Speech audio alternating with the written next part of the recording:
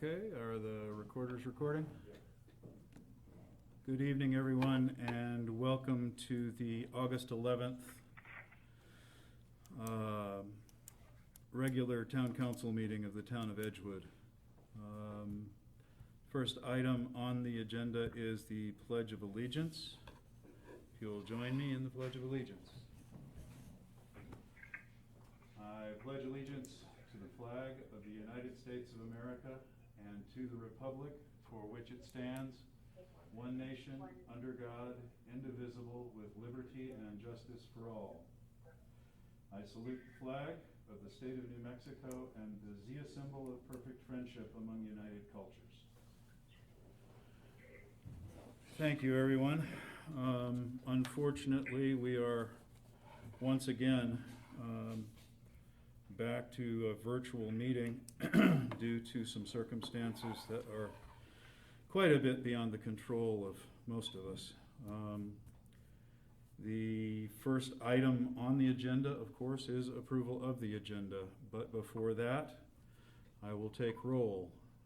Councilor Jaramillo, are you here? I am here. Councilor Holly, are you here? Present. Councilor Abraham, are you here? Oh, that's a lot of feedback. We'll try that one more I time. am here. Councilor Abraham, you are here. We have the clerk treasurer out tonight. We have the assistant clerk here this evening, Carla Salazar.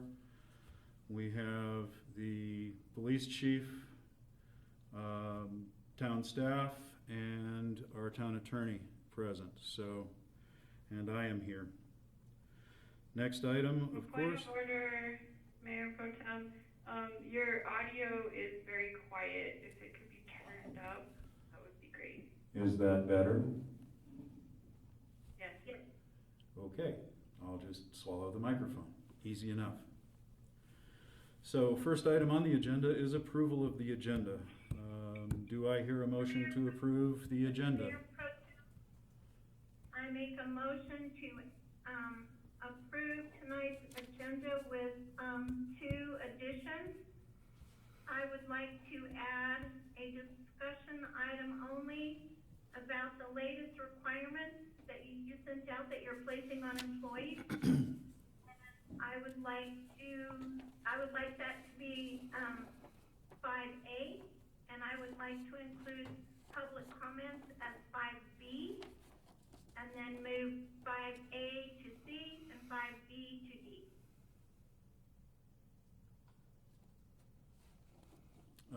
Counselor, I'll okay, Counselor, there's a motion and a second. Counselor, there is public comment as item 3.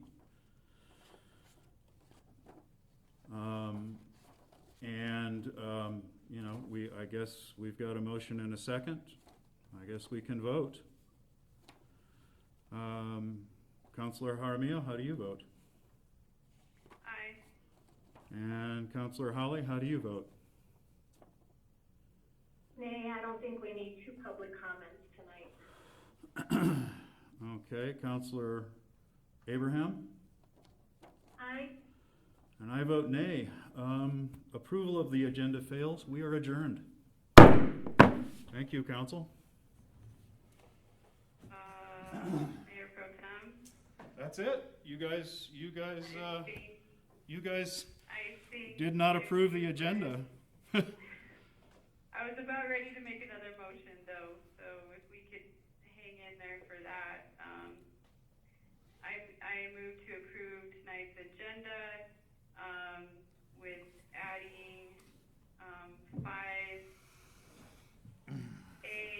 and B, except removing 3 for public comment so that we don't have 2 public comment sections.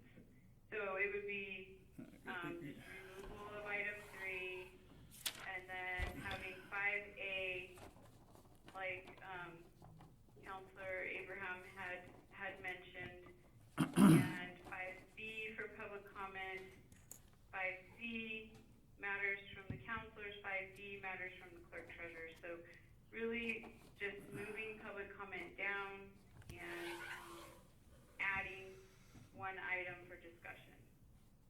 I'll second that.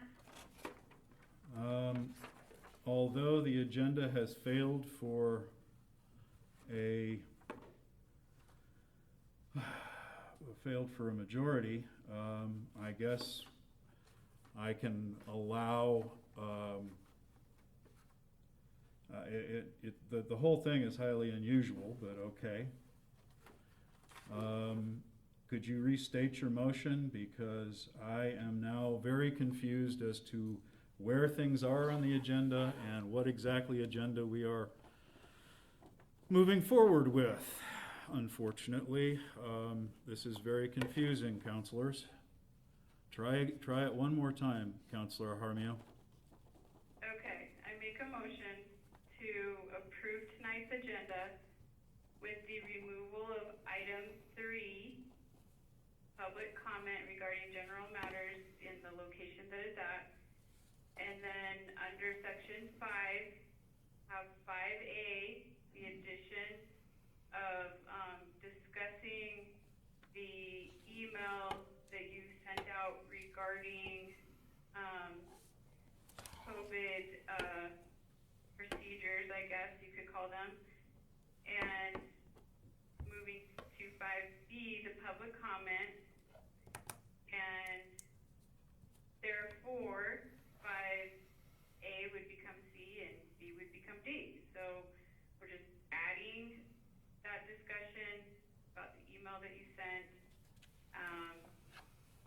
moving public comment down to 5B, matters for counselors becomes item C, and matters from the court treasurer, which is the deputy tonight, as 5.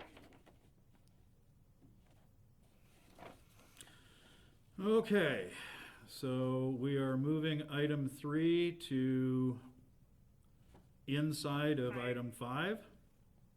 Yes, 5B. And adding a discussion regarding the actions taken by the administration because of COVID infections among the staff. And Yes, go ahead. and is that it? I think it would be interesting to hear public comment before our action items, but I guess that's not what you wish to have this evening. Counselor Abraham, in discussion, you can let us know why you wanted that there. To me, I could go either way. So, Counselor Hawley, if you prefer to leave it at 3, I would rather have a meeting than not have a meeting. So, if you want to leave it at 3, I'm okay with that too. But I think right now we have a motion and We have a seconded. Right? we have a motion and a second. Counselor Jaramillo, how do you vote? Any discussion before we? None. I'm not hearing any. No. Okay. All right, I vote aye. Counselor Abraham, Aye. Counselor Hawley. Aye. I vote aye as well, I guess. I guess we do have an agenda. First item on the agenda would be the consent agenda. Council, how do you wish to proceed? I would like to remove item G And to you, vote on separately. okay. So is that a motion to approve the consent agenda, removing item G? No, No. I would just like that one removed. And I would like to remove A. I will second removing G and A. All right, is that a motion and a second then to approve the consent agenda, removing items A and G? No, like I said, it's not to approve. It's just to remove for discussion and action out of consent agenda items A and G. Okay, And council, how do you vote on that? May I suggest a friendly amendment? Instead of just pulling 2 and not taking action on the other 5, why don't we just address each meeting minutes separately?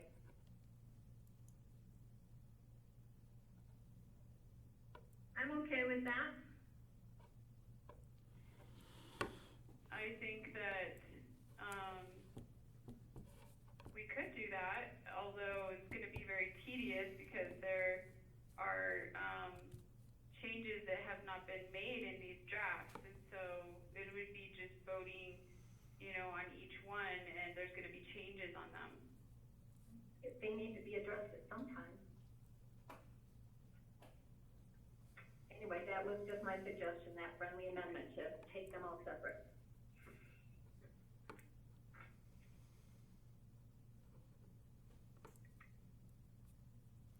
To accept that, Councilor Jaramillo?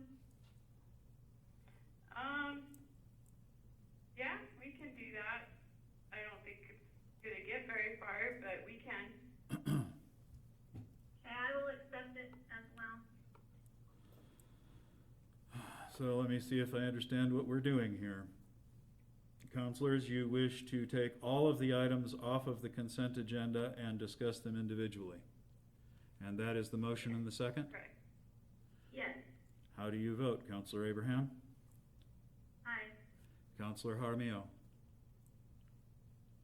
Aye. Counselor Hawley? Aye. I'll vote aye as well. Let's start with item number 2A. I'll make a motion to approve item number 2A. I'll second. We have a motion and a second to approve item 2A, minutes from November 2nd, 2020. I have some discussion on that. Go ahead, Counselor. I believe I sent some information today about, the ways that we tabled this back on June 23rd indefinitely, and amazingly it showed up at the next meeting on the consent agenda again. So, but there actually are procedures for once a motion and a vote has been taken and an action approved, that to reverse that action, we need to have another vote to see if we want to put it back on the agenda, and that needs to be in a majority vote before it can come back on, according to Robert's Rules of Order, which we have adopted as the working function of this body. So before these can even come back on the consent agenda, we need to have an item on the agenda to either decide to amend these minutes or that motion, to amend that motion, to rescind that motion, or to take off the table and bring back these minutes. Until the majority of this governing body votes on that, they cannot be returned to any agenda.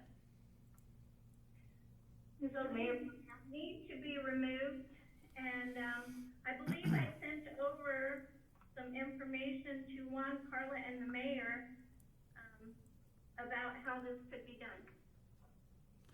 Counselor Hawley?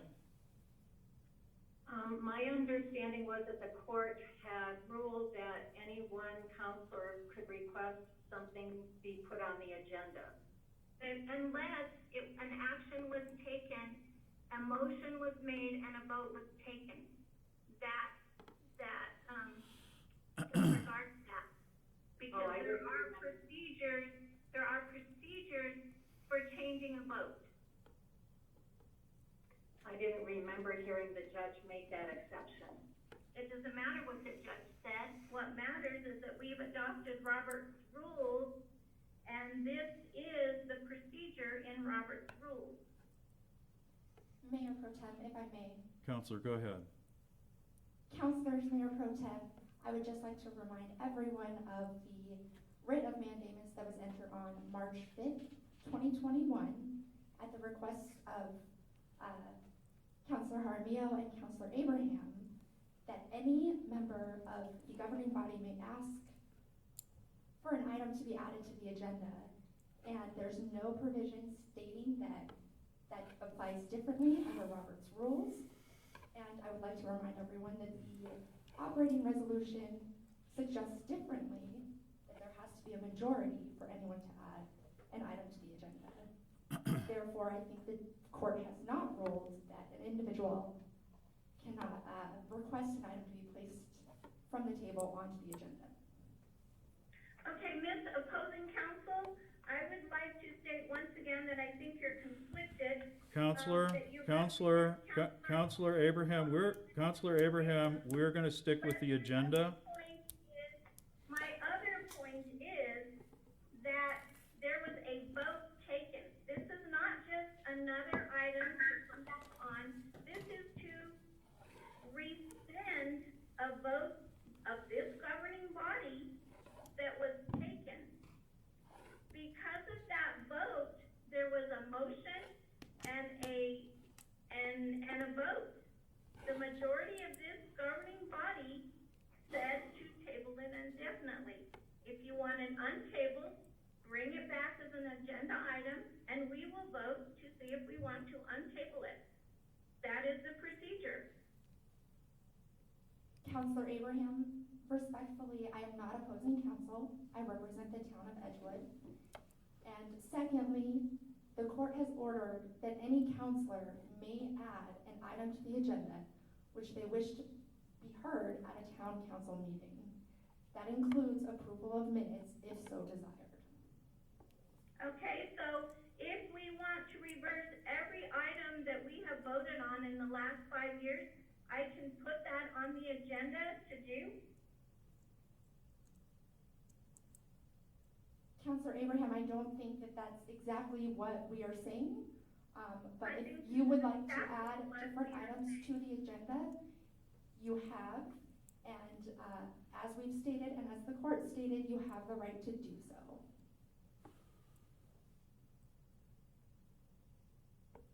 Thank you for your Okay, opinion.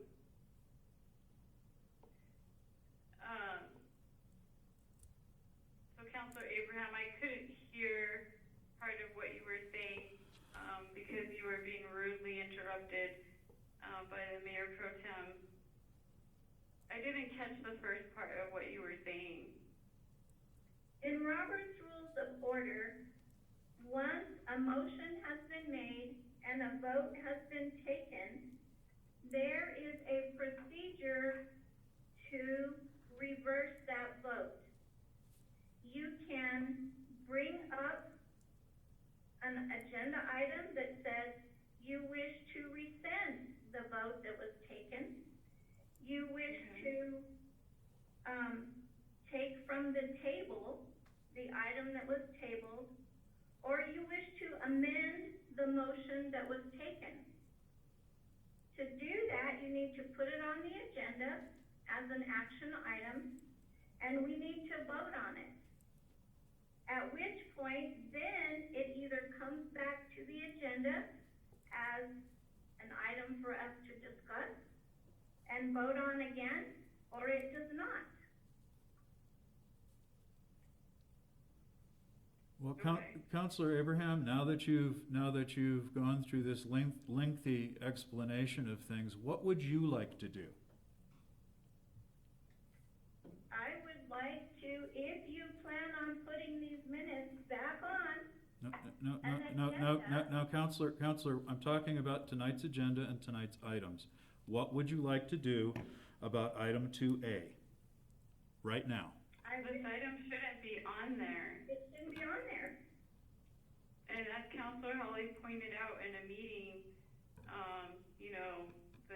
with the Code of Ethics, once there's a majority vote of the governing body, it's against the ethics to not abide by that majority vote. So, I think Councilor Abram has a point, actually.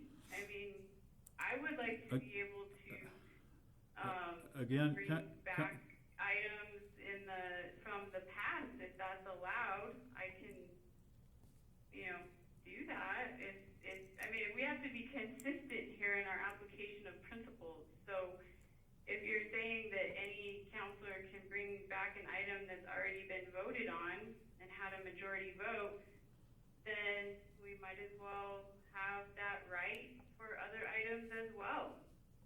Mayor Pro Tem, if I may. Certainly. Councilors, Mayor Pro Tem, I would just like to be very clear that the item we are discussing today has been tabled versus passing an ordinance or other types of action items that often come before this council. And the Robert's Rules of Order are different for an item that is tabled. And in this case, a councilor requested that the meeting minutes from November 2nd, 2020 be placed on the consent agenda for approval. And so, Counselor Abraham, didn't you say it takes a majority to bring something back off the table? It does. Can you read that? Because it seems like Okay, counselors, we can discuss the process and procedures until we're blue in the face. What are we going to do with this item? Are we going to vote on the motion in second? We are going to remove item A. Then I suggest that you make that motion, counsel. it was already made and already voted on. And if you're saying that it's been tabled indefinitely, which was the motion, Counselor Abraham, what does Robert's Rules of Order say about bringing something off the table? To take from the table, the purpose is to take a motion that has been previously tabled. The motion was not tabled. The items, the minutes were tabled. Does it need a second? Yes. Is it amendable? No. Okay, Is it debatable? No. okay, The vote takes a majority vote, and the vote would go something like this. I move to take from the table the motion that Wayne buys ice cream for the county board.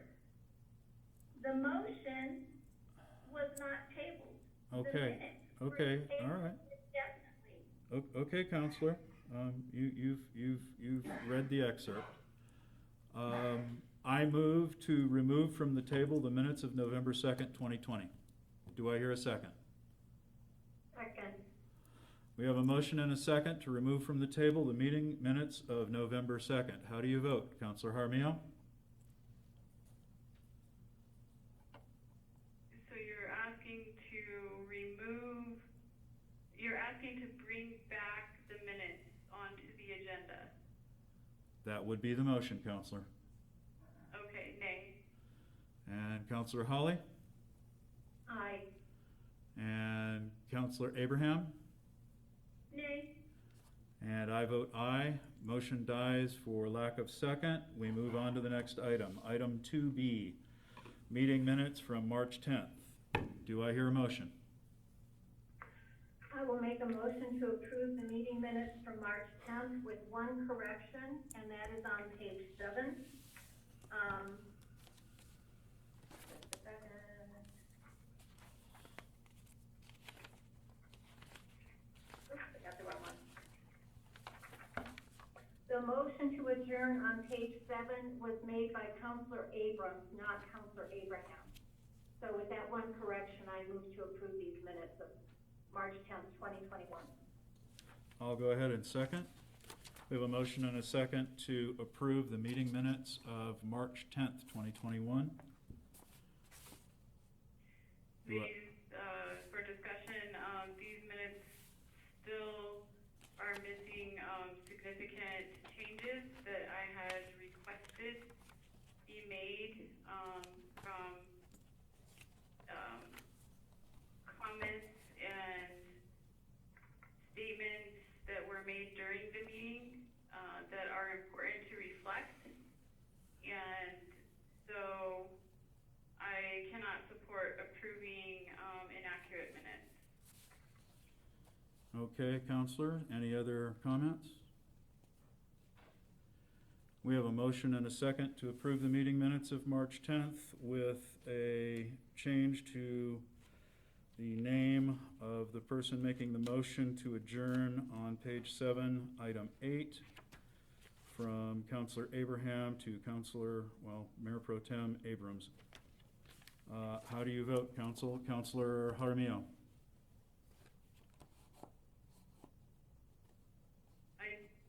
The motion is to approve them. I vote nay. Counselor Holly? Aye. Counselor Abraham? Nay. I vote aye. Meeting minutes of March 10th, 2021. Approval fails for lack of a majority. Item 2C, meeting minutes from April the 14th.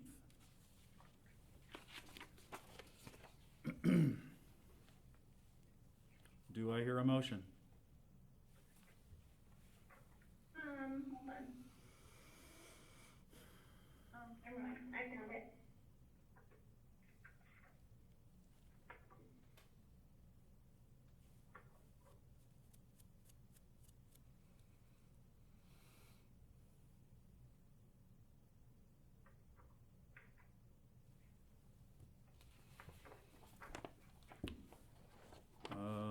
Do I hear a motion, Council?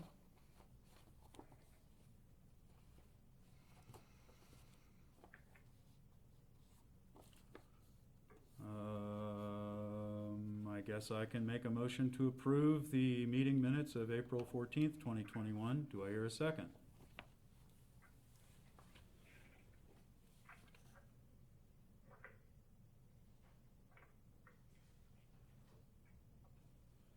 I do not hear a second. Action fails for lack of a second on approval of the meeting minutes of April the 14th, 2021. The next item on the agenda is item 2D. Meeting minutes from May 26th, 2021.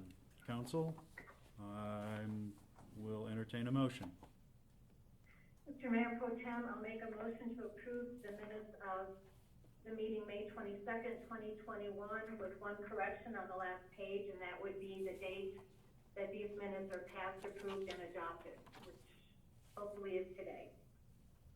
It's incorrectly stated there as June 23rd. Thank you, Counselor. I'll go ahead and second the regular council meeting minutes, the approval of the regular council meeting minutes of May 26th with the change of the approved and adopted date as of today's date. Do I hear any further discussion?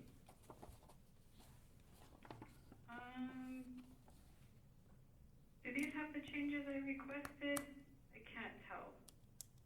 I'm looking at what I submitted, and page numbers don't seem to be lining up.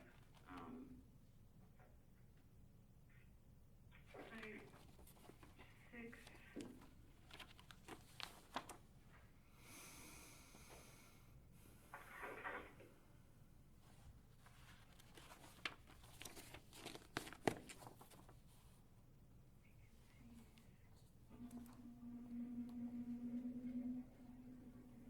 Getting a little feedback, I think. I don't know from what.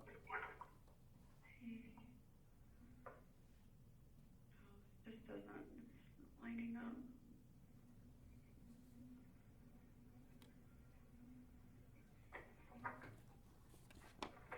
Sorry, I can't support these without the changes made. Any further comment? Discussion, in the future, when we have these, can you put the changes that we did request at previous meetings in red, so they're easily identifiable?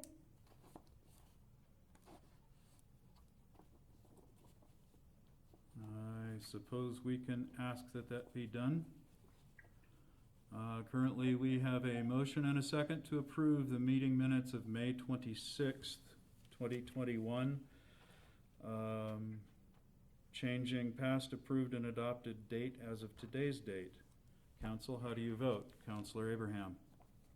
Nay. Counselor Jaramillo. Nay. Counselor Holly. Aye. I vote aye as well. Unfortunately, the meeting minutes of May 26, 2021 fail for a lack of majority. Meeting minutes of June 9th is our next. Mayor Pro Tem, I'll make a motion to approve the regular council meeting minutes of June 9th, 2021, with one correction on page 9. That would be to change the date as these minutes were passed, approved, and adopted from June 23rd to August 11th. I'll go ahead and second. Let's see where we get. Counselors, any discussion? I hear no discussion, so we will vote. Counselor Jaramillo, how do you vote? Nay. And Counselor Abraham? Nay. Counselor Holly? Aye. I vote aye as well. Once again, meeting minutes of June 9th. Fail approval for lack of a majority. Next item 2F. Council meeting minutes of June 23rd. Mr. Mayor Pro Tem, I'll make a motion to approve the regular council meeting minutes of June 23rd, 2021, with no changes. I do have one change that will need to be addressed. On page 1, it says Councilor Abrams made a motion to approve the consent agenda, removing items 3B, C, and that should be regular agenda, not the consent agenda. Okay, we can make that change. So is that your second on this, Counselor? No, I'm just saying that needs to be changed. Did somebody already second? No. Okay. I'll go ahead and second and take the friendly amendment for the change, if it's appropriate.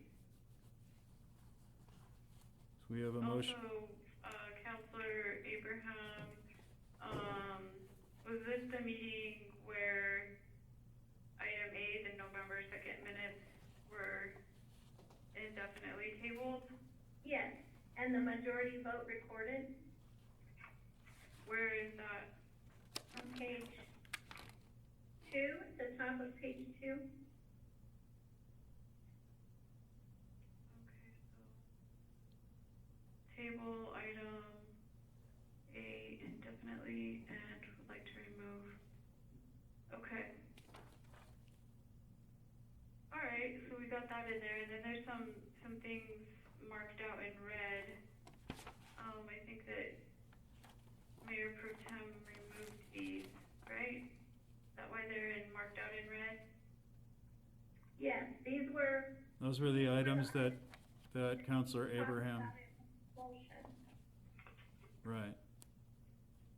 Okay, and then, comment that I had on page 5,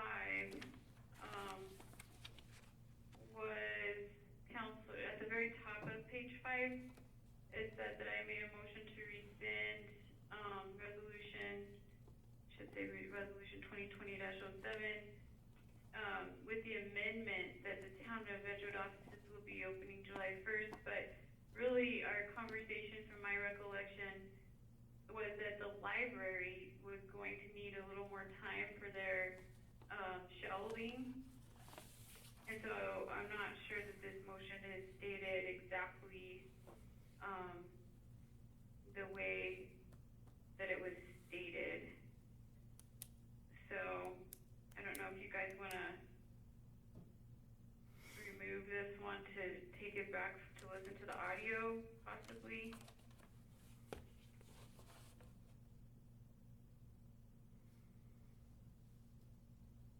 Or maybe it was that we amended to say that only the town of Edgewood would be opening July 1st. Because I know there was discussion that the library was opening later, and I don't know that we had a date. Yeah, I don't, Well, there was a date mentioned, but you're right, I don't know that that made it into the motion. So.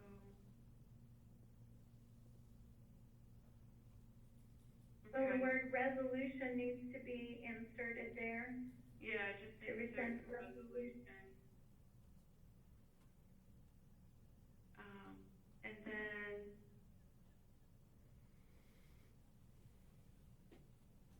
The next couple pages are all about the actual resolution for voting for all 5, commissioners versus single-member districts.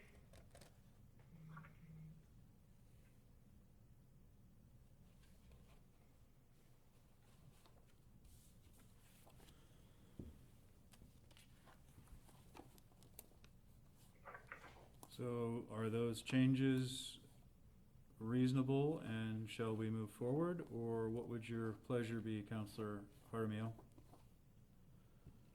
Yeah, I think that if we add in the word, just the word resolution, and I think it's Okay. not critical to have the library piece in there, we can agree to move forward. Okay, so with those 2 changes, do we accept those as friendly amendments to the motion? I will accept those as friendly amendments, yes. And I will accept that on my second, and I think we can vote on this one. Counselor Jaramillo, how do you vote? Aye. Counselor Abraham, how do you vote? Aye. Counselor Holly, how do you vote? Aye. I vote aye as well. We've approved the meeting minutes of June 23rd, 2021. And finally, item 2G, the meeting minutes of July 14th, 2021. Mr. Mayor Pro Tem, I'll make a motion to approve the regular council meeting minutes of July 14th, 2021, with one correction. On page 3, this would be item E. One individual's name was spelled incorrectly, the last one in that heading. Her name is Alicia Eckert, Alicia, and last name Eckhart. And then that correction needs to follow in 2 lines below that heading. We have a motion to approve the meeting minutes of July 14th, 2021 with a correction of a person's name in item E and subsequently in the paragraph and statements below.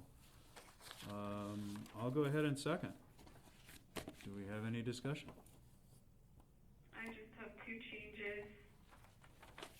On page 5, item C1, other matters from the counselors under my paragraph, it just said, spoke about the Beasley Mitchell CPA firm that was presented as a possible new external auditor, and then it needs, at the end of that sentence, insert, having a potential conflict of interest.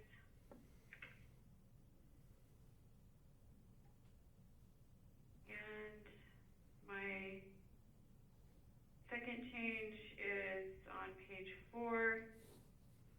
Counselor Jaramillo asked what the reasoning is for having to do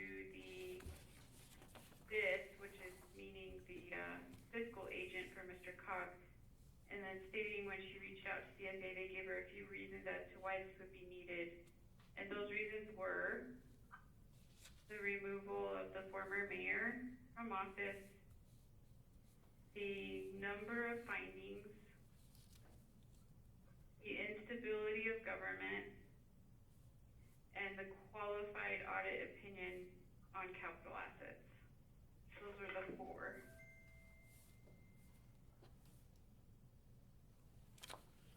And that's all. Council, do you recognize these as a friendly amendment?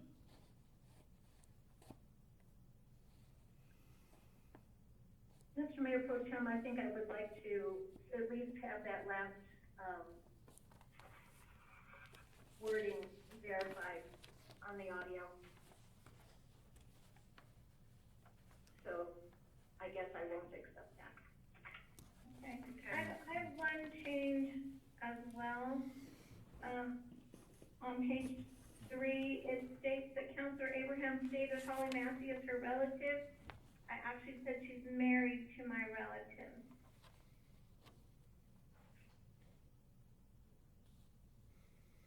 So you'd like to add the word married there? Yeah, because I'm not related to her. I'm related to her husband. Okay. Do we have my question in here about possible, I asked the question if I was conflicted by donating. Oh no, this is BBCA. I think I mentioned my son going there, but that was, I guess that's not super important. I think I just made a statement in there about Dominic attending and that the benefit to him would be much less than, of course, to the entire school. Might want to add that in there. Of course, now it's looking like he may need to go to. Yeah.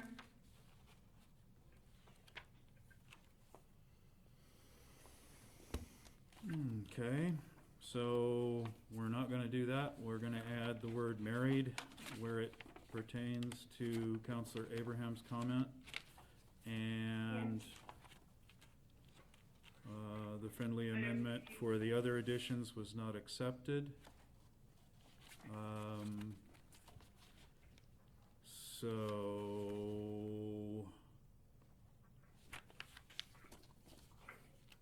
we have a motion and a second to approve the meeting minutes of July 14th, 2021 with 2 edits. How do you want to vote, Council? Counselor Jaramillo Nay. and Counselor Abraham.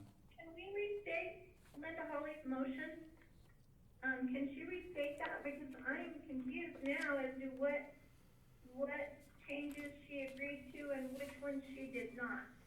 The change of Alicia Eckert and to add married in front of the statement you made with regard to your relationship. So yeah, that should read, Holly Massey is married to my relative. Right. So those are the 2 changes. And then, the one on page 5, where Counselor Jaramillo, under her matters from counselors, wanted to add at the end of that sentence, having a potential conflict of interest. Okay, so there's 3 changes then. Thank you, Counselor. So the motion and second is to approve those 3 changes and approve the meeting minutes of July 14th. What was the motion that you did not accept? Or the change you did not accept? On page 4, I just said I would like that to be verified, the addition that Counselor Jaramillo wanted to make there when she reached out to CFA.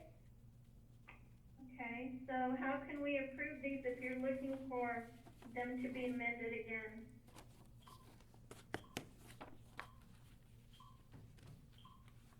Maybe they could be approved contingent on, staff listening and adding in what I said.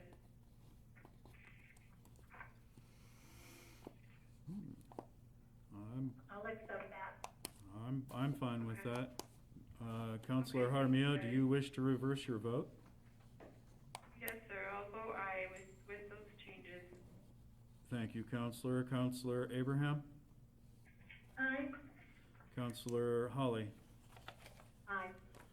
I'll vote aye as well. We have approved the meeting minutes of July 14th, 2021. Next is action items. Discussion, consideration, and action on adding Town of Edgewood planning documents to the capital assets list of the Town of Edgewood. Mr. Mayor Pro Tem, there's nothing in our packet to talk about this. What is it? I am not the one who added this to the list. Mr. Mayor, I just saw that it wasn't in the packet, and it really should be in order for the I, clerk to take a look. Can I ask that it be tabled to the next meeting? Yes. That is a good thing, since I haven't seen what we're talking about here either, so I would move that we table to the next meeting, item 4A, consideration and action on adding the Town of Edgewood planning documents to the capital assets list of the Town of Edgewood. Do I hear a second? I'll second. Got a motion And and then a, I just did want Carla to give us a general idea of what this is. It was to address the audit finding that our plans weren't in the capital assets listing, so I had staff do a deep dig for every kind of plan or tech memo or PER that we had. We went to the annex. We've made a list of all of them. I wanted you guys to see a list of them. It totals thousands of pages, so it's not quite emailable, but I wanted you to look at a list first and actually produce all of them maybe in a disk file format and get it to all of you, just so you could discuss whether or not you wanted to add them to the capital assets list of the Town of Edgewood. thank you, Ms. Salazar. Okay. Any further discussion on this item at this time? If not, we can table it until next go and dig through the pile. Thank you. Counselors, how do you vote? Counselor Holly? Aye. Counselor Abraham? Aye. Counselor Jaramillo? Aye. I vote aye as well. This item is tabled to the next council meeting.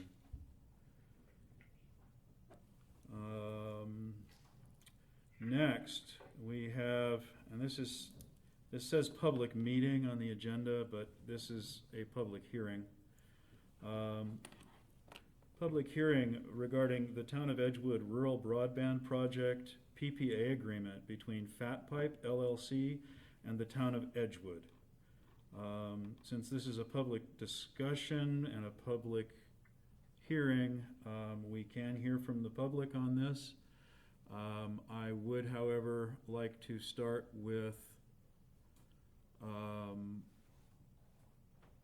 where is Misty on our? Mr. Mayor Pro Tem, was this noticed in the newspaper as a public hearing? Ms. Salazar? It was noticed as a public meeting. I see, okay. It was not noticed as a public hearing. If it had to be a public hearing, we will, I'm thinking here. I guess I would ask Jessica to weigh in. If it has to be a public hearing, then we clearly cannot hear it tonight because it was not noticed as a public hearing. Mayor Pro Tem, councilors, I think Carla is correct if the procedure that needs to be employed here is a public hearing, and we can get that published so that it will be at the next regular council meeting. There is also no ordinance to hear, so it didn't require the 15-day notification of an ordinance either, so that's a tough one for me. If you guys think it has to be a public hearing, then no, it was not noticed as such.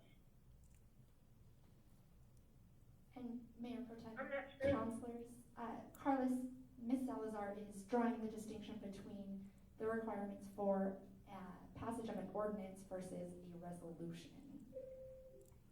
Well, and this is not an ordinance. It is not. And this is not a resolution. You know who might know? Myra Pancrazio. Do you know? Ms. Pancrazio, could you unmute Ms. Pancrazio? When it comes down to meeting or hearing that, I would have to refer to the attorney. This is not an ordinance, but a resolution does have to be passed. And I do believe that it's in the packet for a resolution, and a project participation agreement, which I've always understood should be a public hearing. But I'm not the attorney here, and I would, refer to the attorney to make that determination. I was under the impression, because there was no ordinance, that it was a public meeting and not a public hearing. And I have to agree with that. It's not an ordinance, and usually you have an ordinance that goes with a project participation agreement, but in this particular case, it's different. Why? Because there's no, go ahead, Myra. No, please, I defer to you. The only other time we've done this was with the hotel, and the reason that had to be an ordinance is that because the town, as I understand it from looking back at those meetings, it's because the town was giving up taxable income that it would have received otherwise. And in this PPA, the town isn't giving up any money. So my understanding was the difference between the first PPA we did in 2015, it had to be an ordinance because the town was basically giving up its rights to certain taxes. That was what I understood from the history of that meeting, but Jessica, you can correct me if I'm wrong. I think the reason it had to be done by ordinance last time is because the town was giving up some money to get it done. I agree, that's exactly what I would have said, Carla. Mayor Pro Tem and councilors, may I make a recommendation? Yes. Because there is a question about whether this was properly noticed, I would recommend not taking action until we have an opportunity to publish it in the newspaper to ensure that there is no question. I am looking up the ordinance here for the LIDA. I think it's 2003-14. Each project participation agreement shall be subject to review and approval by the governing body at a public hearing. I think that settles it. Yeah, okay. Alrighty then. So, unfortunately, we're going to have to postpone action on this item and action on resolution 2021-17 until a public hearing has been properly noticed. And it won't be noticed in time for the next meeting. We So- don't have the timeline for that, so it'll be the first meeting in September at the earliest. So I would make a motion to table any action, discussion and consideration on the project PPA agreement and the resolution number 2021-17 until the first meeting in September. Do I hear a second? I'll second. We have a motion and a second to table items B and B1, I guess that's a 1 or an I. The project participation agreement between Fat Pipe LLC and the town of Edgewood and resolution number 2021-17 approving the project participation agreement. How do you vote, Council? Councilor Jaramillo? This is to table. Yes, yes, Councilor. Aye. Councilor Abraham? Aye. Councilor Holly?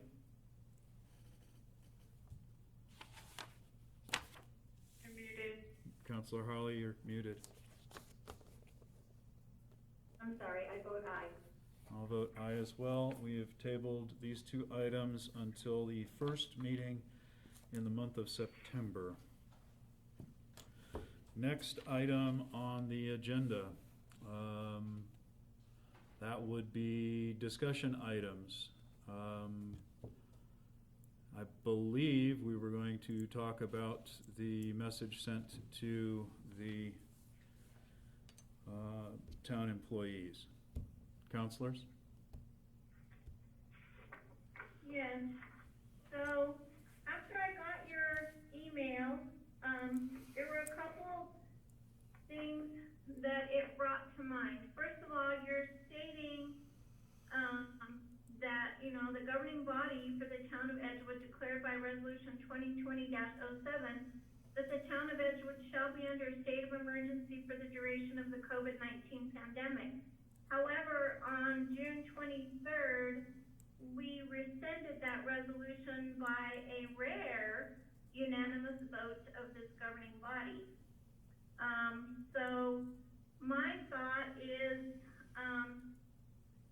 that right now we have no requirements to follow anything.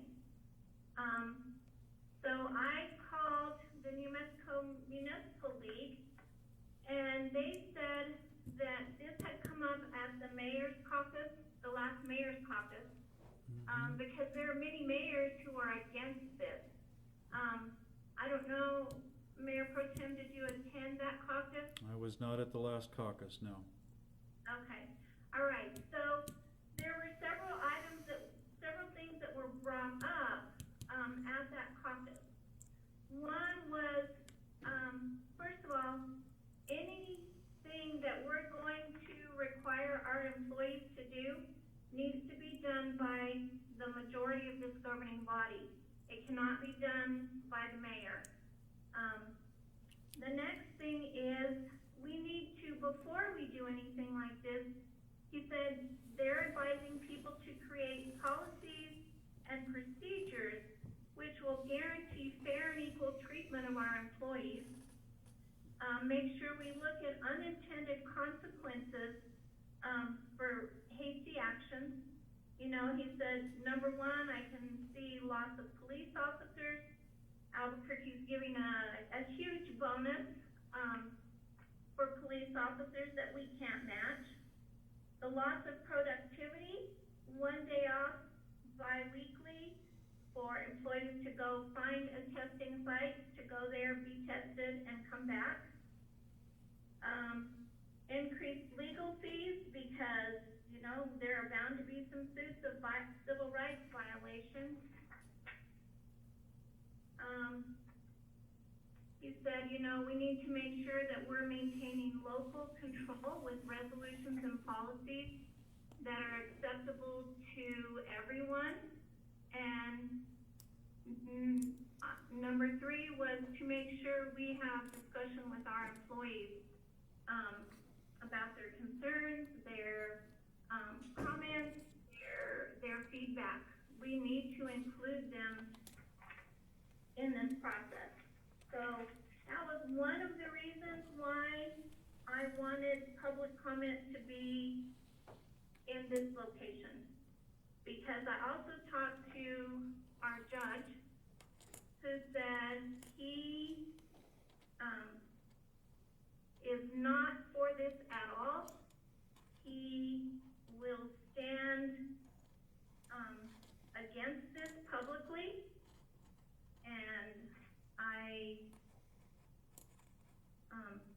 so those are some things that I have reached out to other entities for input.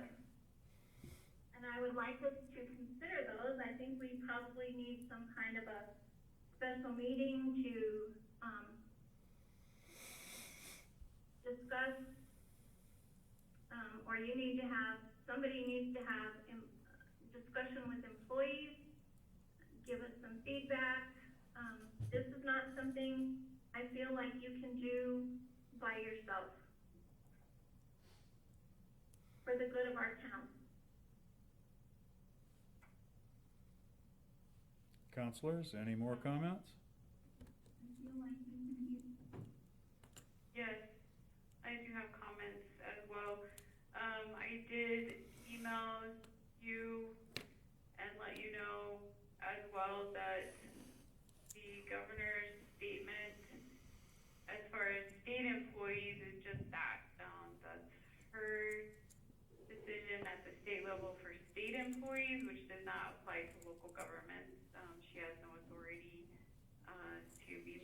those decisions, those personnel decisions. And as for you, again, you cannot unilaterally be making these decisions. I think it's very important to consider all perspectives before you just bring this on people, and be careful and wise about these types of things. So I'm not in favor of the email that you sent out, and I think we do need to have a special meeting for sure, as soon as we can, to address this. And in the meantime, what you sent will not be in effect. And also, I did want to hear from employees that may be willing to address the topic. And just so the public knows, the email that was sent out by the Mayor Pro Tem stated things such as that Town Hall would be closed immediately, even though, as Councilor Abraham stated, our operating resolution allowing that has already been rescinded, so there's no authority to do that. As well, he stated that employees would be forced to vax or test and provide proof of that, and shall do that, demanding that they do that. And again, there's no authority or permission, no feedback postured or given, just a unilateral decision there. And as well, relating to masks, and masks is a whole nother issue, as we know. The masks, it's now coming out, have a very poisonous substance called graphene oxide in them, as does the vaccine itself, which I hesitate to even call it a vaccine. It's more of an injection. I have already stated in the past that I do not think it's the town's business to force medical procedures on employees and pressure them and peer pressure them, and not even peer pressure, but pressure them for their jobs. The fear of being reprimanded by you for not doing something that in their conscience they perhaps don't feel is right or don't want to do with their bodies, and that you would just unilaterally do this without any feedback is abhorrent. I mean, we've already made it clear that this is an experimental drug, and we don't want to pressure employees to do this. So anyway, it should be their personal choice for them and their families, and what they need to do as far as vaccination and testing. And unless someone has symptoms and is feeling ill, then by all means, please stay home. But other than that, it's that's their personal information, personal medical information. So with that being said, maybe I could hear from Chief. Is Chief with you? Yes, the chief is present. Mr. Mayor Pro Tem, excuse me, before we go any further, I'd like to give you an opportunity to clue us in as to how you came to this decision. I think that would help us. In stark contrast to both Councilor Abraham and Councilor Jaramillo's statements, I do not do things with any kind of frivolence. And the actions that I have taken are both to protect not only our employees, but to protect the public. When I am informed that there is an infection that is possibly deadly, that we have that in our facilities, I am responsible not only for the employees that are affected or are in that facility, but for any citizen who might walk in unknowingly and perhaps catch a deadly disease. So closing the facilities, knowing that there were 3 possible cases, in our facilities, I think is a prudent and reasonable thing to do. Secondly, many organizations, large companies, including our military and our federal employees, as well as state employees, as well as many university employees and other employees, are all being asked basically the exact same thing that I have asked of our employees. You are correct that there are lots of policy decisions that need to be made along with the mandate of either testing or presenting a proof of vaccination. I believe that in the next several months you're going to see more and more and more organizations standing up and saying, we would like to have this in our possession in order to prevent further damage to business and to operations. Counselors, you know very well how few people we have doing the jobs that we need to do. In fact, at a recent council meeting, I heard a person from the public stand up and berate the council for not taking care of weeds and the bar ditches, et cetera, around town. Well, I know that is has been a single person who has not been able to work during a good long period of time for a reason or two that we are all discussing here right now. So it does affect us. It does affect our ability to operate, and in order to ensure that our operations continue smoothly, it would be in our best interest to have people vaccinated so they're not getting sick for months and months or weeks and weeks. There are lots and lots of us who I think have gone to public school, and presenting vaccination records to the public schools has been a reasonable and traditional thing for many, many years.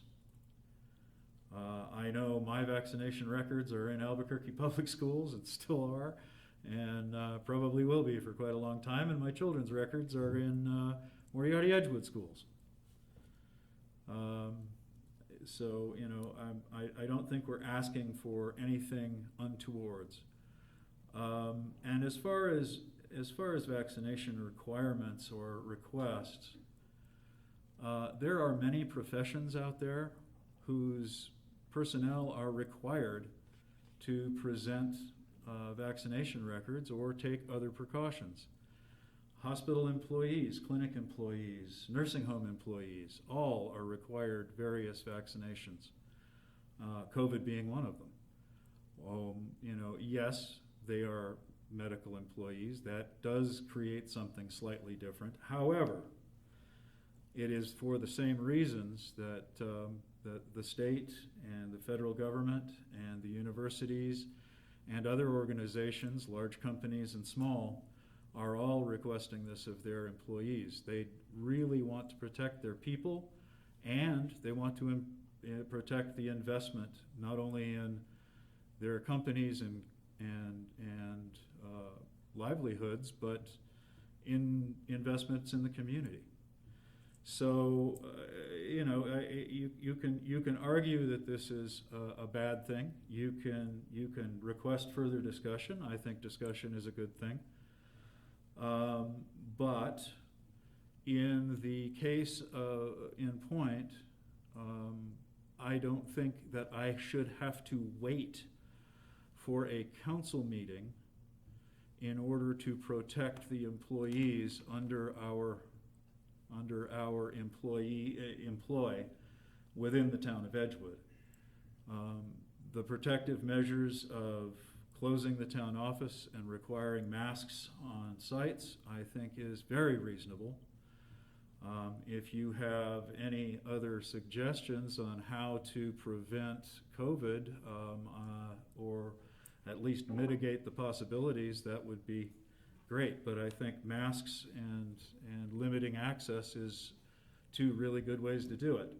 The other thing to consider, counselors, is that even during the months that the town offices were closed and we operated pretty much remotely, all of the town business that needed to be done was done. All of the citizens who had requests of the town for documents or licenses or other town business with planning and zoning, etc., all of that business was done and will continue to be done.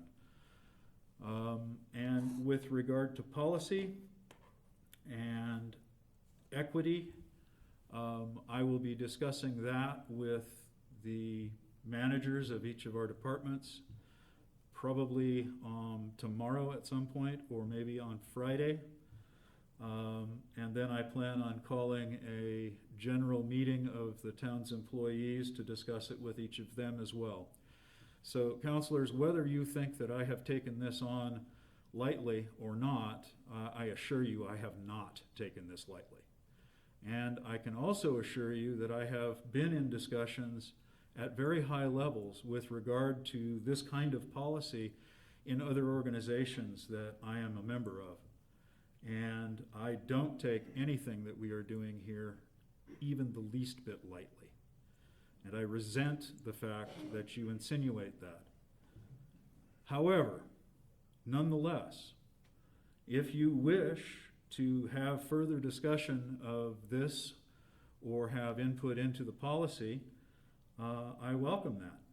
Please, go ahead and let me know what your thoughts are. I can tell from some of the comments already what your general thoughts are. But nonetheless, we do have to do something to protect our employees and protect our citizens. Mr. Mayor Pro Tem, the problem is the vaccine doesn't keep you from getting COVID. People are still getting it. I think it gives them a false sense of security. Oh, I'm vaxxed, I'll be okay. I think we need to look at other options. You know, we absolutely need to be included in the process. You know, you said you're gonna meet with the managers tomorrow, with the employees. That means you haven't met with them yet. And I think it's very important that we do this together. It is very important. Counselor, Counselor, I want to stop you right there for just a second. I actually have met with them previously, and I will meet with them again. They brought me questions. I asked for their input before I even thought about sending out any message. And I intend to meet with them again. Who might have that been? That was that Tuesday or Monday? It was Monday or Tuesday. No, I'm saying who? Who? Did you ask before you sent the email? Who did I ask? Before you sent the email. I met with planning and zoning. I met with the chief. I met with Juan and Carla. Who else was there? I can't remember if Chuck was there or not. I don't think Chuck was there at that time. But I did talk with them, and I've also talked with town attorneys. I've also talked with many, many other people outside with regard to this. So, Mayor Pro Tem, I'd like to add my comments. Councilor Holly, go ahead. Okay, once this email came out, I was contacted by a few employees who were concerned about it. And I didn't know the discussion had been taking place. So I did call you, Mr. Mayor Pro Tem, to understand, you know, your thinking behind this. And my first reaction was, I know myself, I wouldn't be comfortable with the mandate, but I see you are not mandating that our employees get vaccinated. They have an option of getting tested regularly. And as you talked to me and, you know, explained your position as Mayor Pro Tem, I thought, boy, you're really between a rock and a hard place. You know, you expressed to me how you really are concerned about the safety of our employees. We've had a number of them over this last year and a half that have had COVID. You said there were a couple that were still pending results of testing. And again, as you said, our bench is pretty short. We've got a very small staff. And I understand that those that have been sick have been out for weeks at a time. And I think your heart is in the right place. You're wanting to not only protect our staff, but the citizens. And then I noticed in today's paper, that Presbyterian Health System says that their ICU beds are at 100% capacity. I'm sorry, their non-ICU beds were at 100%, and its ICU beds were at 104% capacity, and that the University of New Mexico Hospital was also above its official capacity. And I think what helped me after talking to you was, you know, you've got a lot of responsibility on your shoulders. You weren't elected to the job of mayor. We voted unanimously for you to serve us as mayor pro tem. And I just think it might be helpful if we took a step back and kind of put ourselves in your shoes. I wouldn't want, you know, to have to make those kind of tough decisions, and I admire that you have sought input from a variety of sources. So I guess that's all I've got to say, and I'm glad to hear that you're circling back and having more dialogue with our staff. Thank you.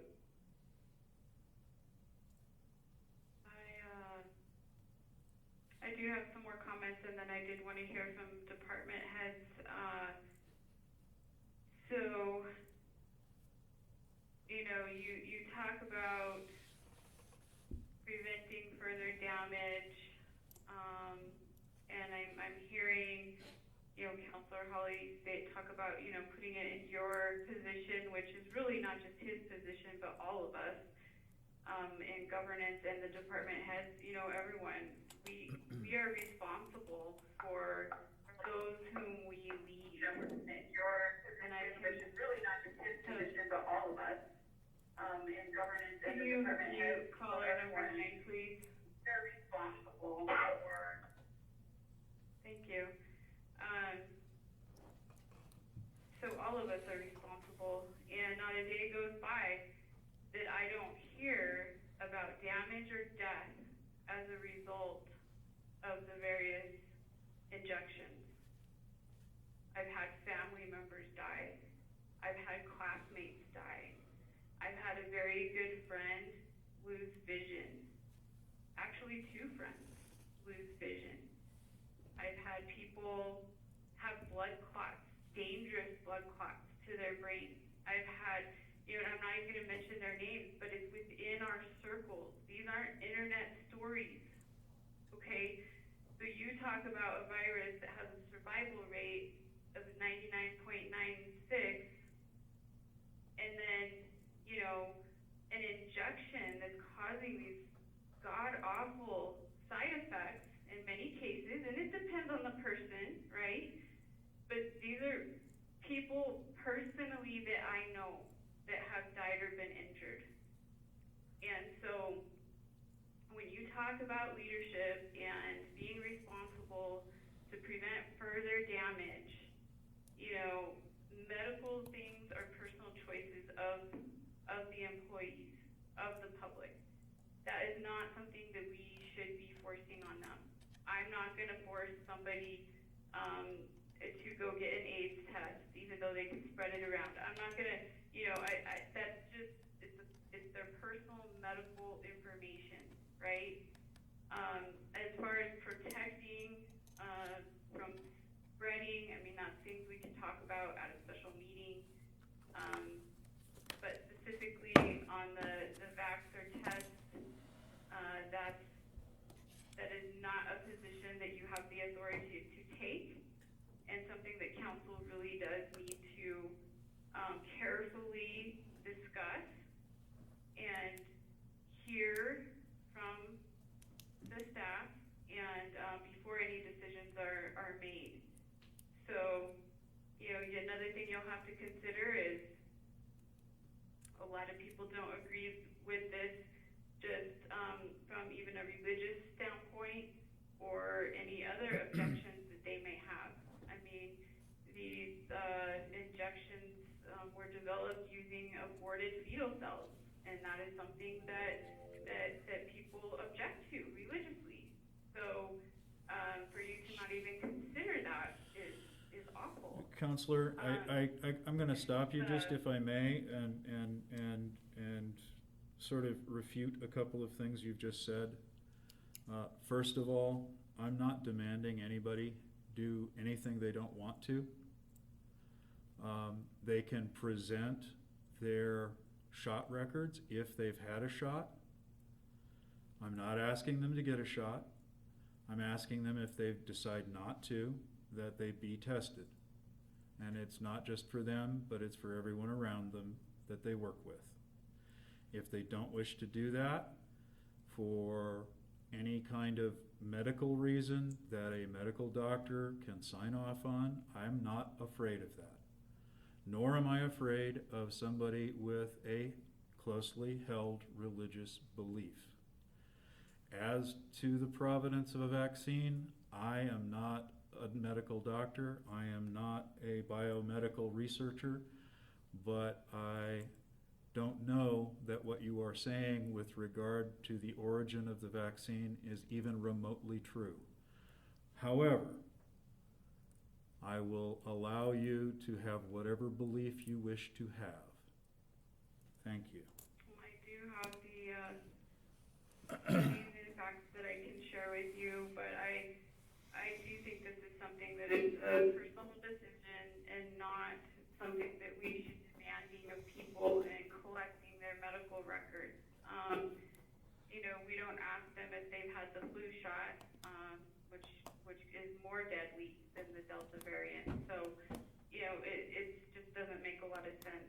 But with that being said, I do want to give time absolutely to the leaders in the administration.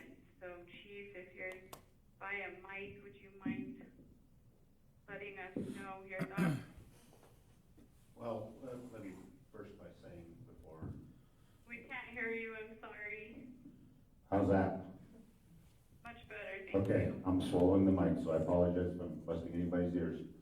But first of all, let me start off by saying that before I make my comments, that I am not anti-vaccine. I have taken the vaccine myself. So before anybody tells me anything, I am not that. I'm on a personal note. I believe people have a choice, and they should be given that choice to make. That is my personal feelings. That being said, I have received email, and when supporting that email from officers stating that they will not take the vaccine, nor will they be tested, and will accept any consequences such as.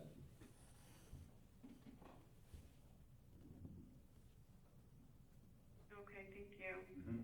So I think Mayor Pro Tem, your concerns about, people being sick for a period of time, well, the possibility of town employees leaving is much worse. Possibly and unnecessary, actually. Ms. Mortensen? You're muted, Ms. Mortensen. Oh, you're muted. There you go. I just want to start off by saying also that I have been vaccinated, so I'm not, on that side of being anti-vaccination. But I think there's a softer approach to take before we start talking about discipline. We've got some ARP money that will be coming. I think that we can use that for maybe some incentives to get vaccinated. I know that that's already happened in the state, but I think there's also another thing we can do. It's been, questioned about going, every 2 weeks to get tested and what that looks like. And is it, paid time off? And do they have to stay home until the 3 to 5 days when they get their test result back? There's a lot of questions that staff has. But what about spending some of that money to have somebody come here to town hall and do the testing every 2 weeks, and it's a rapid test, and it's done right then, so everybody knows. We can also talk about maybe only making a test if they have symptoms. But I think staff has a lot of concerns, not only just about, getting tested every 2 weeks, but the disciplinary part. I think just a softer approach might be something that would be more easily accepted, is from what I'm hearing from staff. That's all I have. Thank you. Ms. Salazar, do you have anything? I'm not sure she's with us. No, I'm here, sorry, I was muted. I don't know that I need to start by, well, maybe I even have a problem saying whether I'm vaccinated or not, but the truth is, you guys make the decisions, and we'll follow what you tell us to do. I think you've decided to, bring this back as an action item.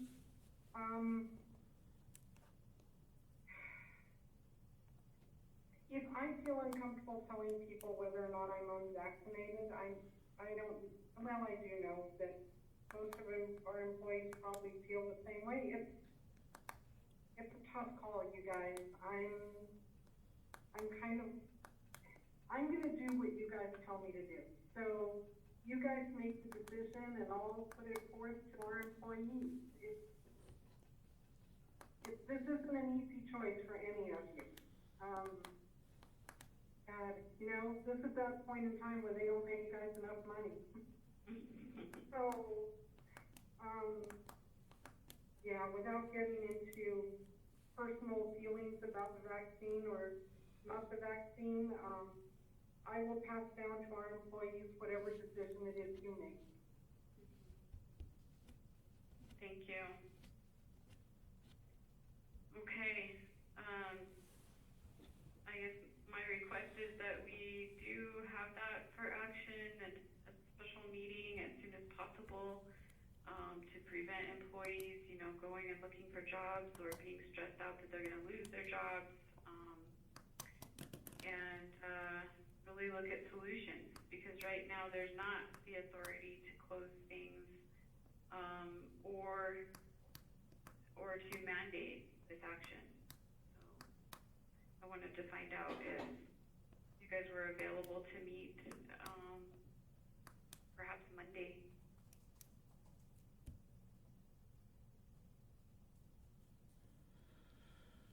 I'm not available Monday.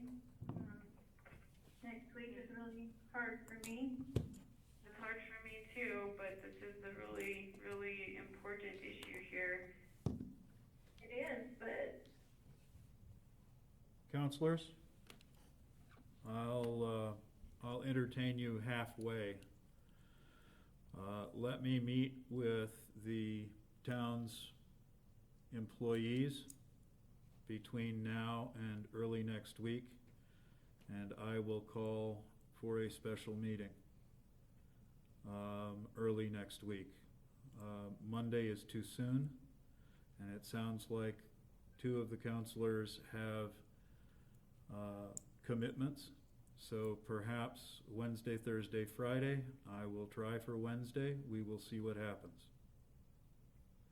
I would rather set a date and time right now that we are all available, so that it can properly be posted. So I have Tuesday afternoon or evening, Wednesday afternoon or evening. I have Wednesday afternoon or evening. Well, Wednesday afternoon or Thursday I'm available. Wednesday's better for me. I'm supposed to be traveling back on Thursday.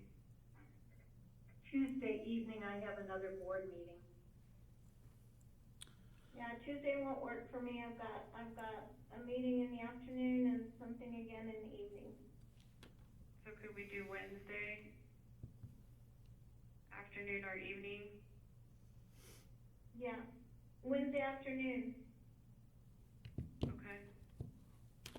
What time, counselors? How about 3 o'clock? 3 o'clock Wednesday afternoon?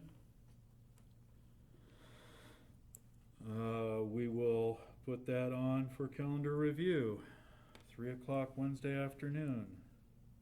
Special council meeting. One item on the agenda.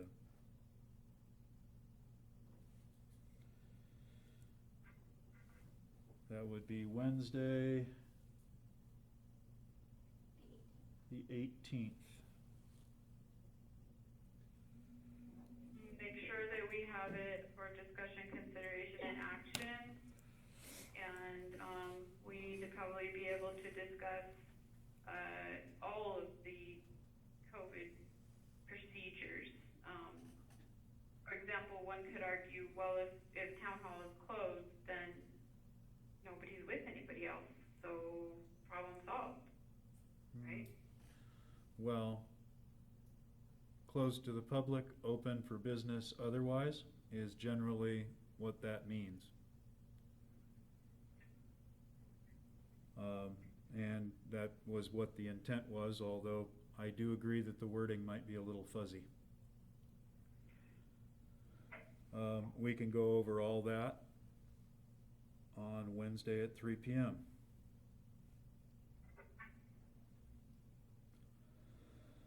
Shall we move on, council? Are we, yes, So the next item on the agenda is public comment regarding general matters. I am going to have our IT guy unmute each one of the callers individually, and I will call on you. You should hear that you are unmuted in your earpiece or on your cell phone. Caller number 3, do you wish to speak? Yes, this is Martha. Do you want to comment now, or will we do that later? You may comment now, Miss Eden.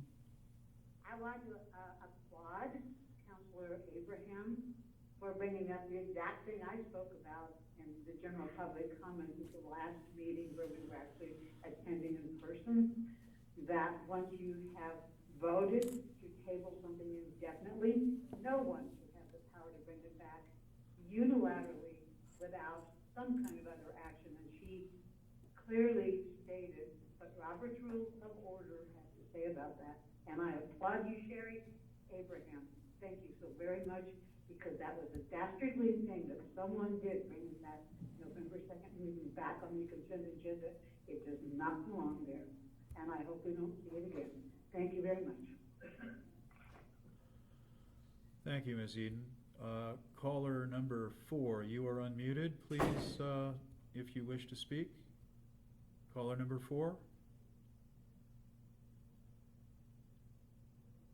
Caller number 4, do you wish to give public comment?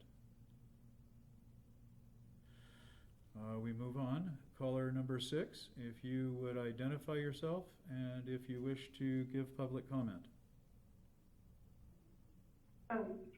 Mr. Mayor Pro Tem, Yes,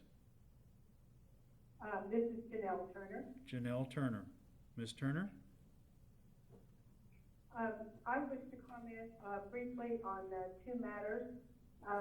The first would be the tabling of the item from the consent agenda. And while I understood and appreciate Councilor Abraham's contribution with that, unfortunately, I believe that the writ of mandamus supersedes that.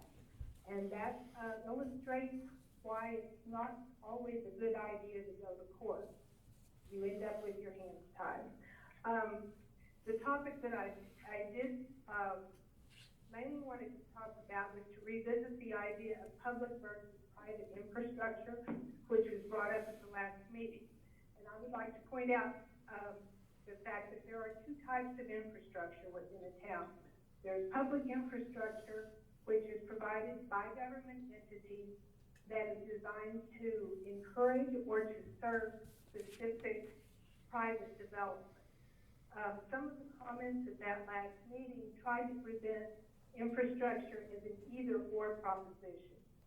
The reality is that both public and private entities play a role in infrastructure development. Unfortunately, Edgewood has been unable to form a consensus on the importance of infrastructure. That has hurt us in the past, it's hurting us today, and it will continue to do so in the future. Private investors look for a prior commitment on the part of towns or counties and even states to develop their half of the infrastructure before they're going to be willing to invest money in the town. Thank you for the opportunity to comment. That's all I have. Thank you, Ms. Turner. Next, we have caller number 8. If you wish to give public comment, caller number 8, you are unmuted.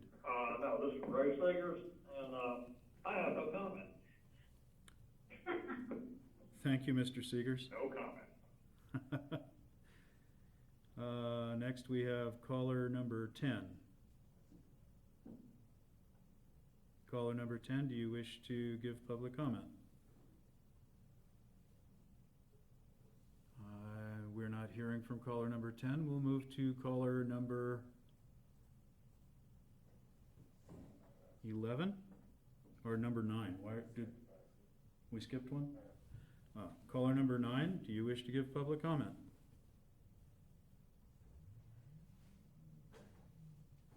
I don't hear anyone at caller number 9. And now we'll go to caller number 11. Do you wish to give public comment this evening? I'm not hearing anyone at caller number 11. Caller number 12. Caller number 12? Hello? Caller number 12?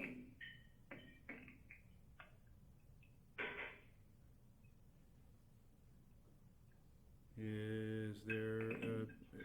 Do you wish to give public comment? Caller number 12.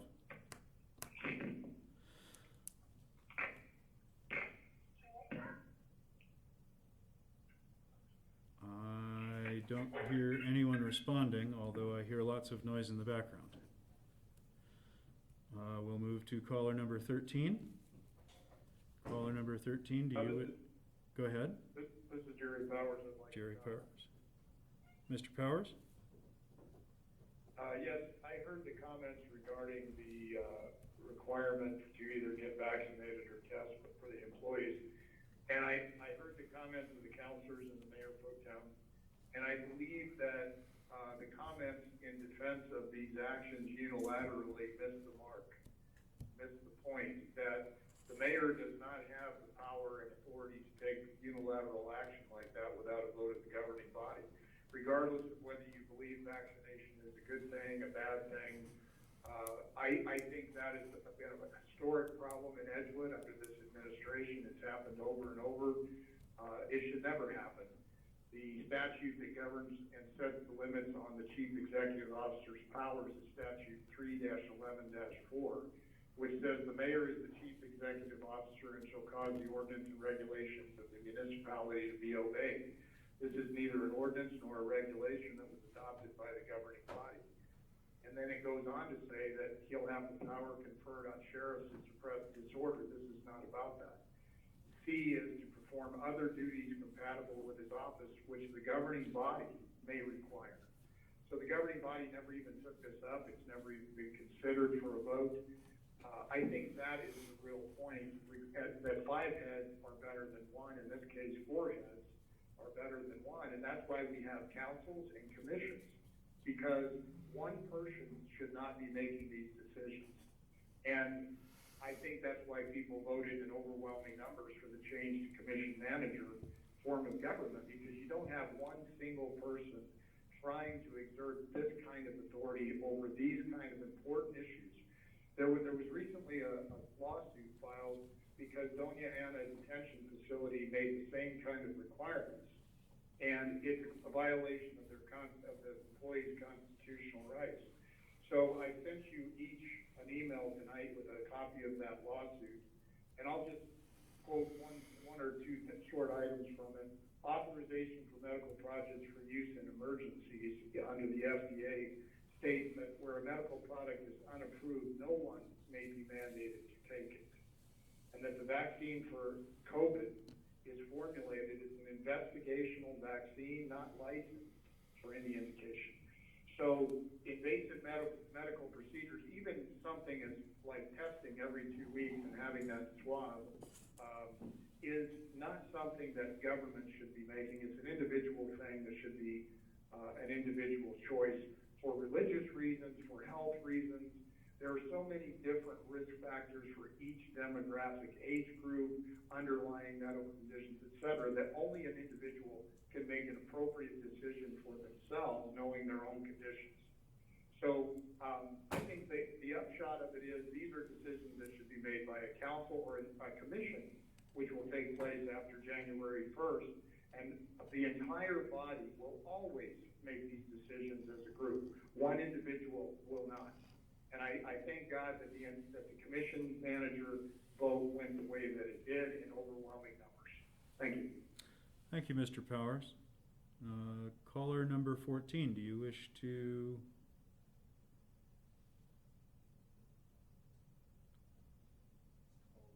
Caller, I don't know, they switched numbers again. So is it caller number 12 again? Caller number 12, do you wish to give public comment this evening? Hello? Caller number 12, do you wish to give public comment this evening?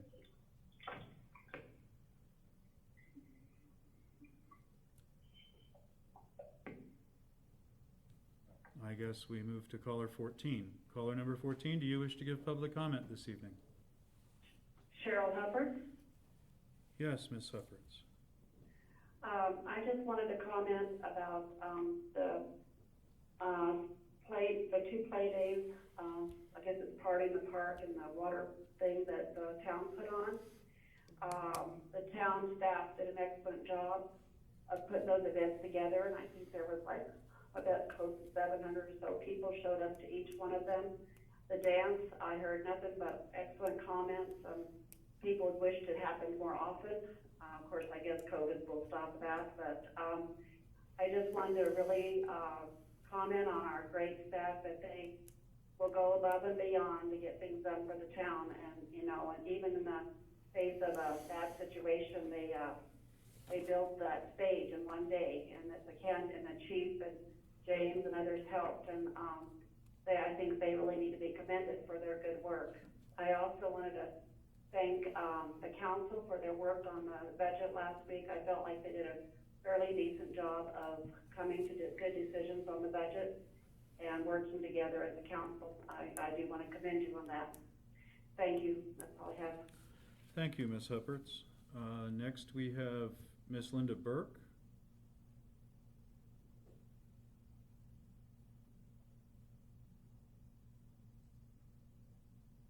Okay, can you hear me now? Yes. Okay. I just wanted to give you a quick update on things that are coming up. In Edgewood, August 28th, we have, and September 4th, we have Chuck Wagon at Wildlife West. Fiber Festival is September 4th and 5th, also at Wildlife West. And you may have been hearing radio ads promoting these activities in Edgewood throughout the summer. And one of the ones that we did recently was for Party in the Park. And we did a television segment on New Mexico Living, also promoting Party in the Park and Chuck Wagon. So our goal, using lodgers tax funding, has been to try and make people aware that Edgewood is here and it's close to Albuquerque for fun and events and an easy way to get to. So we've been doing that. And soon you'll start to hear some advertising for Busting Clays, which is a sports shooting event out at Founders Ranch. That will be on September 25th. And we would love to have anyone on council or anyone in the public come out and join us on that event. And that's all I've got for tonight. Thank you, Ms. Burke. Next we have Sabine P. I think it would be Ms. Sabine Price. Correct, and I do not have anything to say tonight. Thank you, Ms. Price. Next we have Mr. Sterling Donner.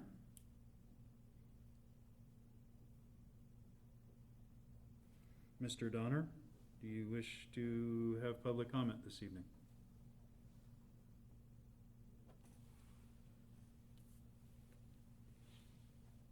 I'm not hearing from Mr. Donner, so we will move on unless there's anyone else who's appeared in there. I don't see anyone. Next would be matters from councilors. Councilor Jaramillo.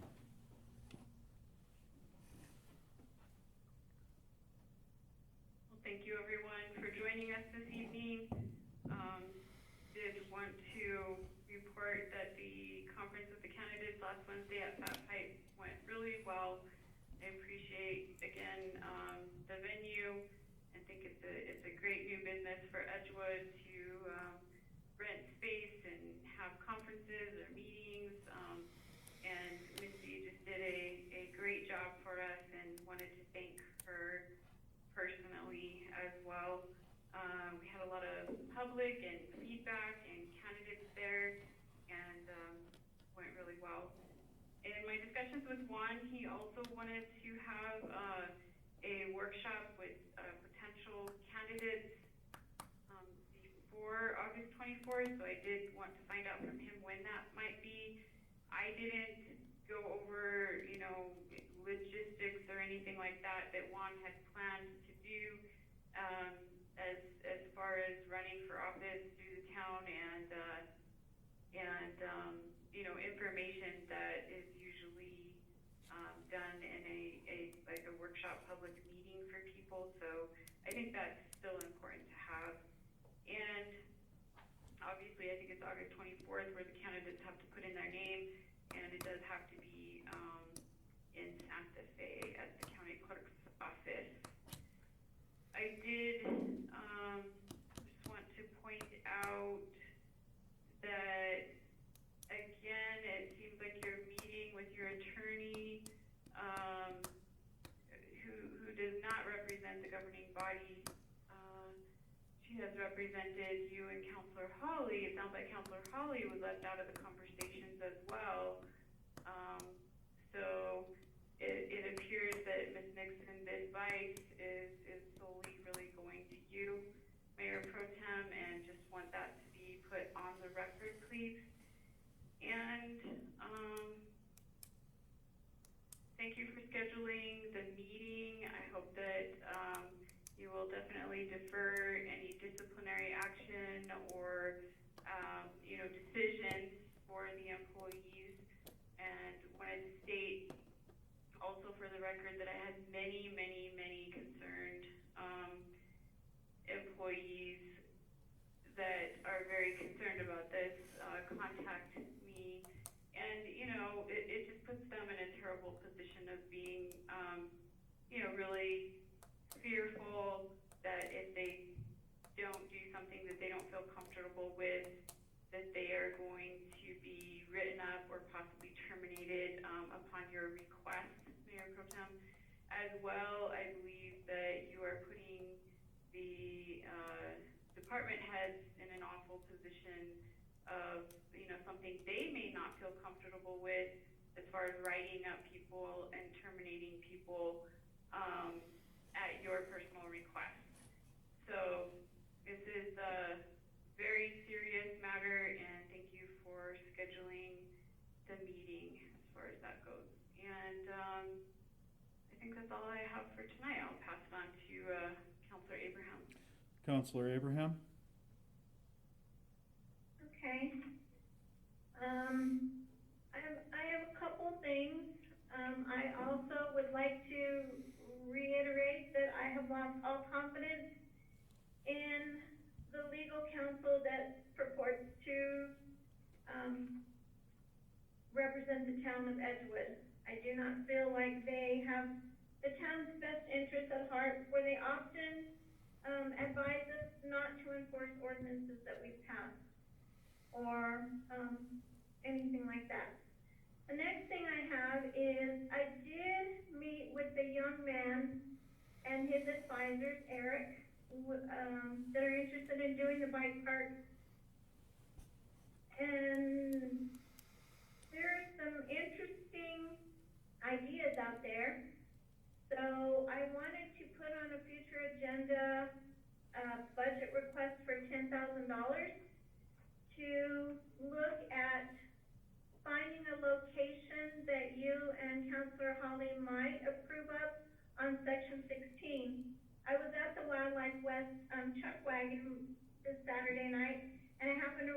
Roger Holden, who reminded me that, there is space in the Section 16 master plan for these items. So I think within the many acres that are over there on Section 16, we should be able to find a reasonable place, for a track.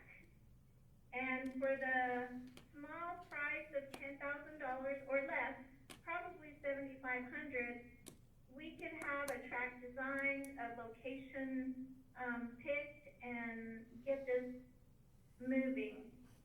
The other item was the Parks and Rec Advisory Board. I know I asked for a new board to be appointed, and that was shot down.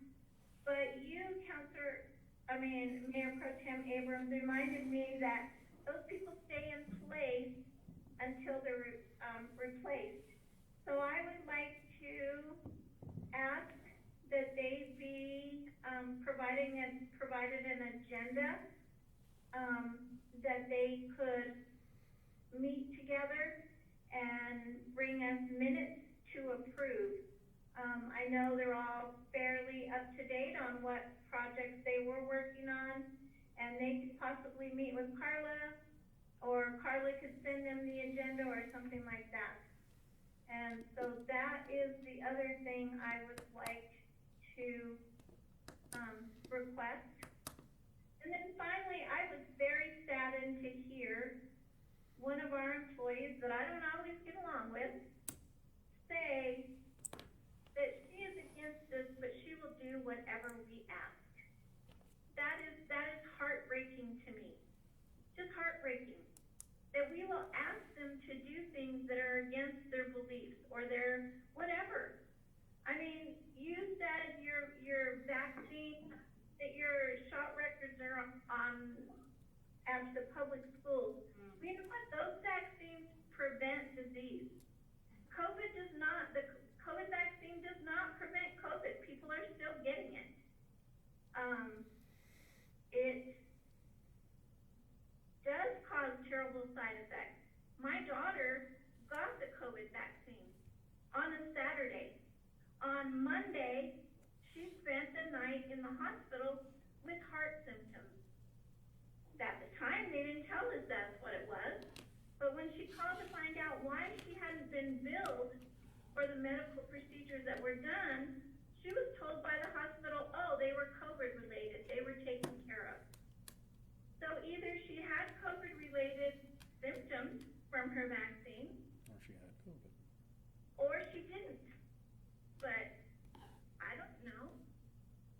But that happened to my daughter. I have one child left, and that happened to my only child. So yes, I am very, very saddened to hear that employees may put themselves at risk because we're demanding it. The other side of that is I've had COVID.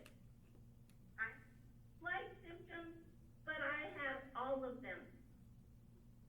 I recovered within a week. I am fine. I have no residual anything. I've been sicker with the flu. I've been sicker with bronchitis. And I think that for us to demand our employees go through this very stressful thing just to make your agenda complete is very sad to me. So those are my comments for tonight. Thank you. Thank you, Councilor Abraham. Councilor Holly?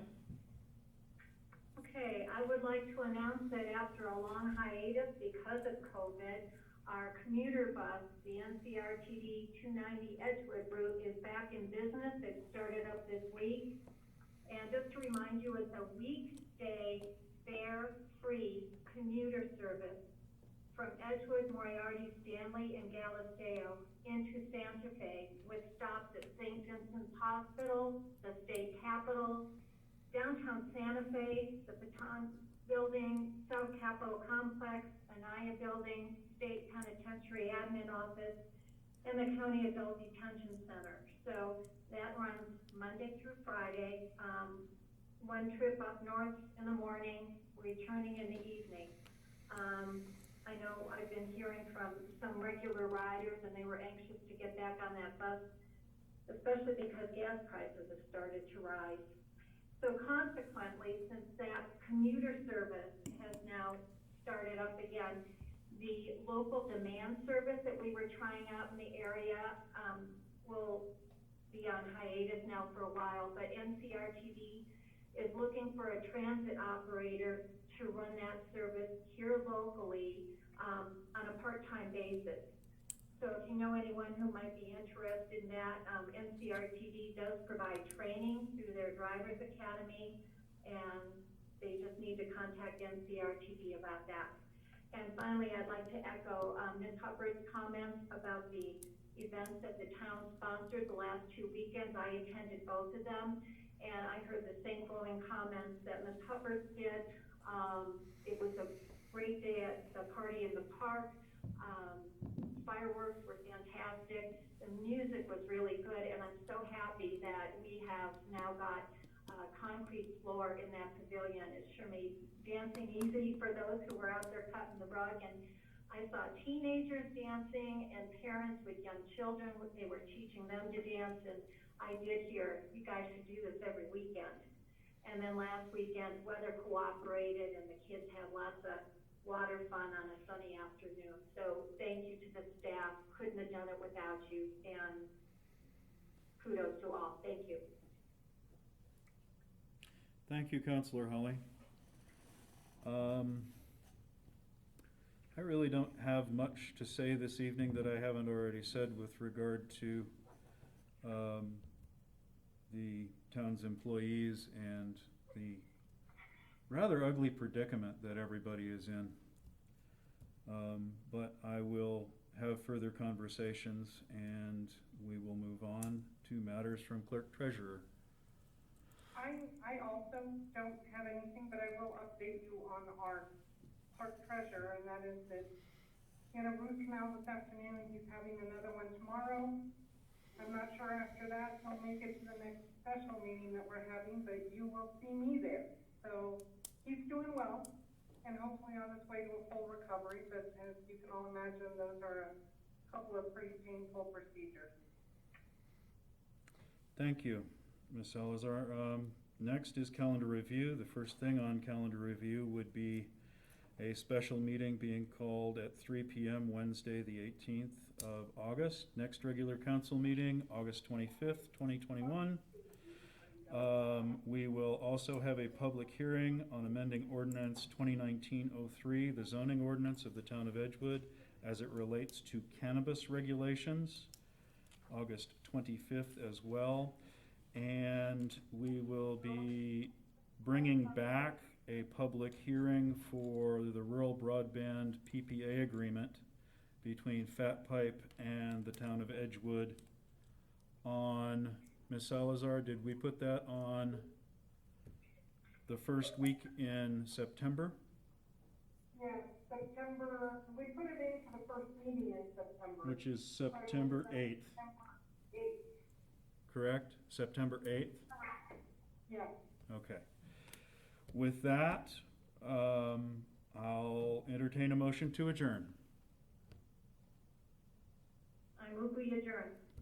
I'll second. All in favor? Aye. Aye. Aye. Aye. Thank you, council. Have a very good evening.